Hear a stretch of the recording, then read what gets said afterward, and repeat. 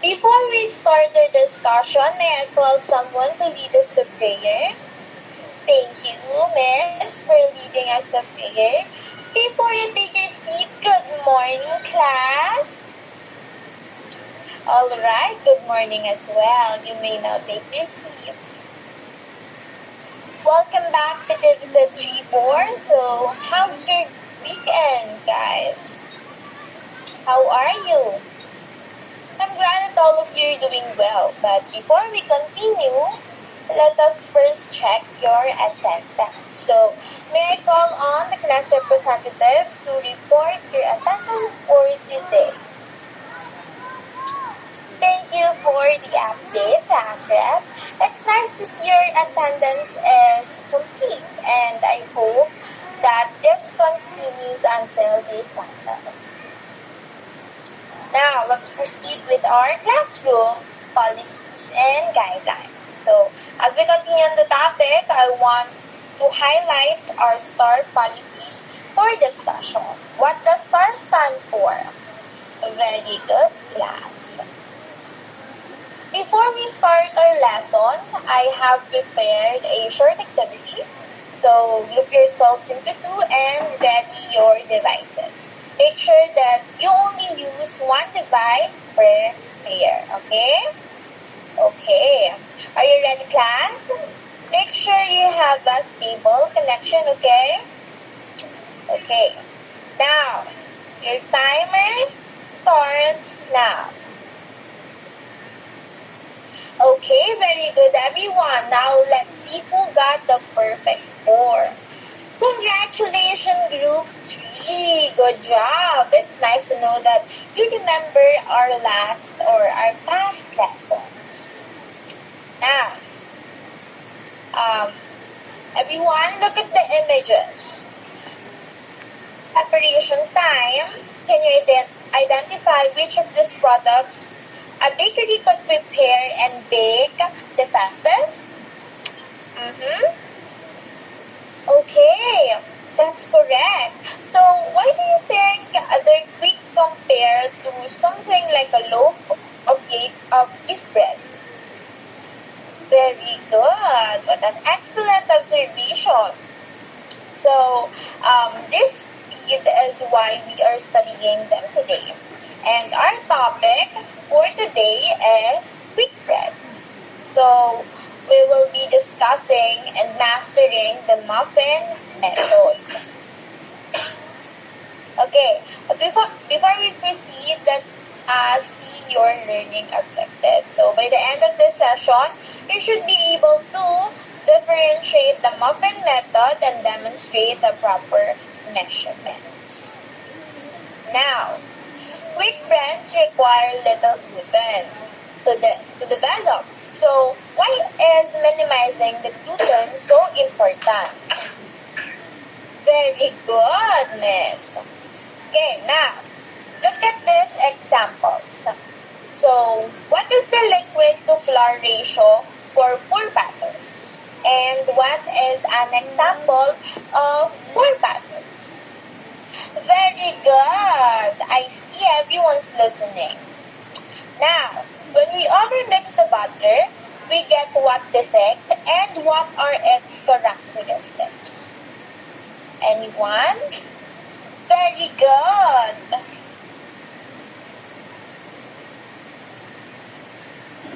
So now, here the mixing method.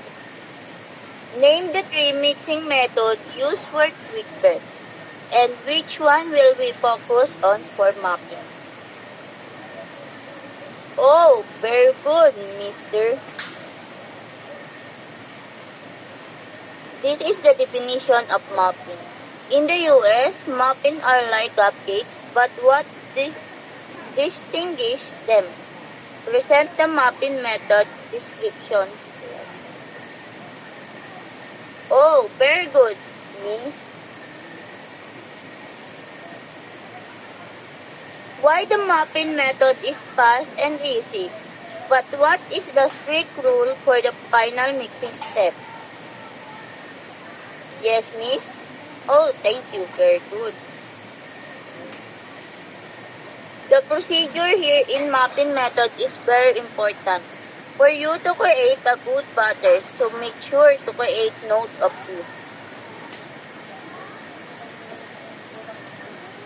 As what we stated in this slide, these are the advantage of mapping method.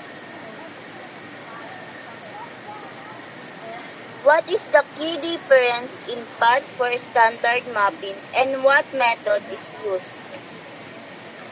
Very good, Mr. Class.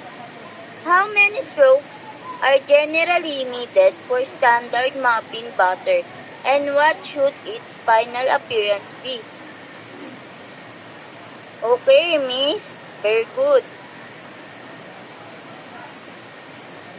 According to this table, describe the appearance and texture of a perfectly baked standard muffin.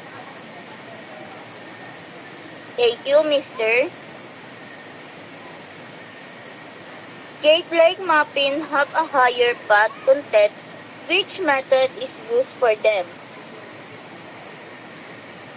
Okay, very good, Miss.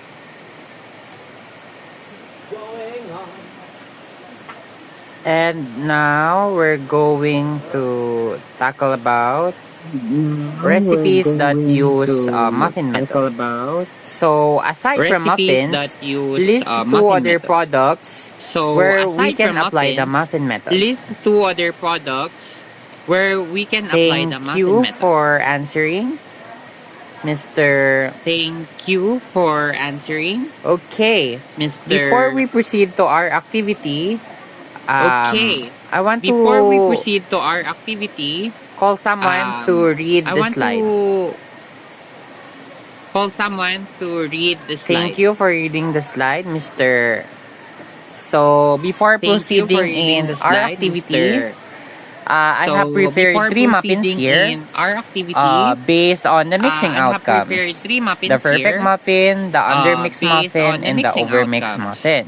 The perfect muffin, So, the undermixed may I muffin, call and the on overmixed Mr. muffin. to go here in front may I and call on identify Mr. what's the perfect to go muffin, here in front the undermixed and muffin, identify and the overmix. what's the perfect muffin, the Thank you undermixed so muffin, much, and the Mr. overmix. Thank you so much, Mr. And now, okay, I want someone from the class to share what they observe And now, about the difference okay, of the I want three. someone from the class So, to share what mixing they observe outcomes about the based difference on of their the three. structure and appearance. So, mixing outcomes based on their structure Thank and you, appearance. Mr. Thank you, Mr. So, before we proceed, this is the source of our discussion for today. This is And the always source ensure, of our guys, class, discussion for today. that you are using And credible always ensure, sources for your guys, research. class, that you are using credible So, sources for next your will research. be our activity. So, next will So, be our each activity. group will, So, I'll divide you into each 3 group groups. Each group will be I'll assigned divide you an into outcome, 3 groups. the perfect, Each group will undermix, be and assigned overmix. an outcome. In 10 minutes, you perfect, must draw and label the undermix, internal and and overmix. external In 10 views, minutes, focusing you on the must draw crumb and label the structure. internal and external Your presentation must views, be focusing on the crumb 30 structure. seconds. Your presentation must be 30 Now, 30 proceed with your seconds. groupings. Representative of each group Now, will get your topic, proceed with your groupings. and the number of the group will be Representative based of on the each paper group draw will get your lots. topic, So, and the number follow of the group rubric will be shown on the based on the paper slides. draw lots. So, Your follow the 10 rubric minutes shown on the activity slides. starts now. Your 10 minutes activity starts now. So, okay. Time's up. Finish or not finish, present your group activity. So, okay. Group Time's 1, up. Finish or present not your finish, activity present to be your followed group by the other activity. groups. Group 1, present your activity to be followed by the other Okay, groups. class, give yourself a round of applause. All of you give your class, best in give activity. yourself Well a round done. of applause. All of you give your best in activity. Well done. Okay, so let's wrap it up. Okay. Okay, so May I let's call on wrap it up. someone to share their Okay. key insights? May I call on someone? So, what is share the their single key most insights. important thing you learn about making So, good what is the muffins? single most important thing And you learn about making good muffins? as a future teacher and the efficient And- student, how will you use what you learned in the future? As a future teacher and the FSM student, how will you use what you learned Thank in you the future? so much, Mister. Great job. Thank you so much, Mister. Okay, Great anyone job. who wants to read Okay, and share their anyone insights? Who wants to read Thank and you share their insights? for sharing your insights, Mister. Thank Excellent. you for sharing your insights, Mister. Excellent. So now it's time for our 5-minute quiz, a short quiz. So Please now scan it's the time QR for code our, now 5-minute to take your quiz, a quiz short on the quiz. content we covered Please today. scan the QR code now to take your quiz on the content we Time's covered up. today. Stop answering, class. The link to Time's the quiz is Stop now officially answering, closed. class. The link to the quiz is now officially closed.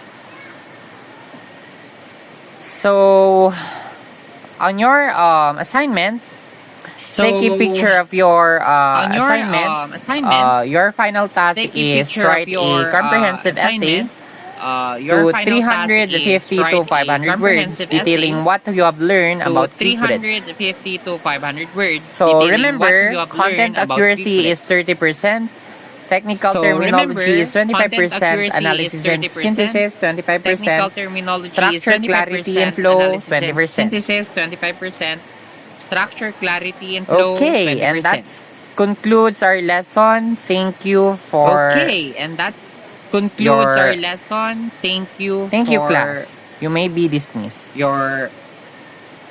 Thank you, class. You may be dismissed. Inamuli, hindi yan maano. Okay na. Inamuli, hindi yan man. Gina-edit ko Okay na to. na. Nakapunta ako by sound.